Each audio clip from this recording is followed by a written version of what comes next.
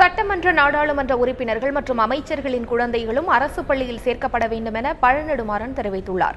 கன்னியாகுமரியில் செய்தியாளர்களிடம் பேசிய அவர் இதனால் அரசு பள்ளிகளின் தரம் உயரும் என்றும் தெரிவித்தார்.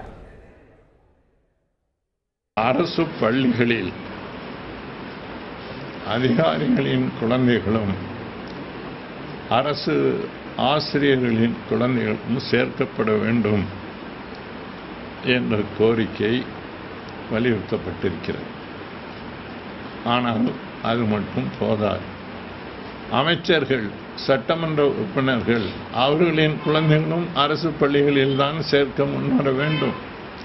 அவர்களே சேர்க்காத போது மக்களோ அதிகாரிகளோ எப்படி சேர்க்க முன்வருவார்கள்? ஆக அமைச்சர்கள், சட்டமன்ற உறுப்பினர்கள், நாடாளுமன்ற உறுப்பினர்கள் ஆகியோரின் குழந்தைகளையும் அரசு பள்ளிக்கூடங்களில் சேர்க்க வேண்டும்.